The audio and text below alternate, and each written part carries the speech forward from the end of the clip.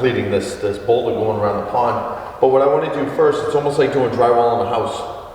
I don't want to mud this in and then have to run my electrical.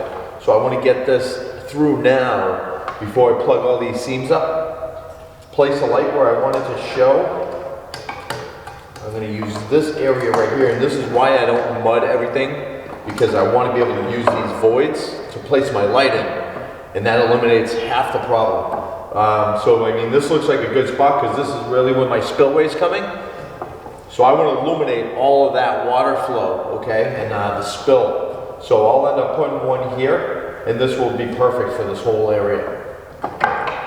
So I'm using low voltage wiring, and these are just some lights that you pick up at Home Depot, landscape lights. These are really good because when you mud them in, they're all waterproof pretty much. So, and they're LED, so they'll last a long time. Not have to worry about changing out those old bulbs and everything. So on these ones, I just picked these up at Lowe's. So, pretty simple. If you want to use colored lights or strips, whatever you want to do, go for it. It's going to be the same procedure, those old puck lights. You're just going to mud around those edges and just kind of hide them in with the panel so it looks like part of the rock and you don't have like this big piece of metal sticking out. You just want to mud over that and make it all one monolithic like rock. So, biggest thing with these, making sure these contacts hit the wire. You don't want to just plug it in and hope for the best.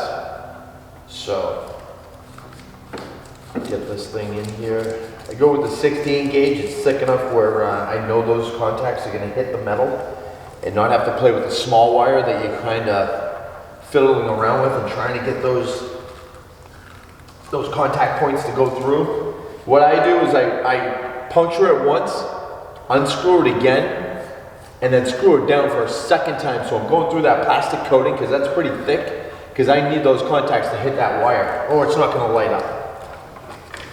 And then we'll tuck this all in, get that where I want it, exactly where I want it. With lighting, it's huge not to shoot this in people's faces, especially like caves and grottos. If they're up on the ceiling, you don't want it pointing right at the entrance door where you're getting blinded when you're coming in. You just really want these to, like, even if it was here, let me give you a prime example. You want to highlight the profiles of your stone. So even if I wanted this guy right here, shooting upward, and focal point was this wall, that's pretty much what you're doing on caves. Have them angled down and give it that nice image or like highlighting on your walls, okay? Don't obviously, blinded by the light.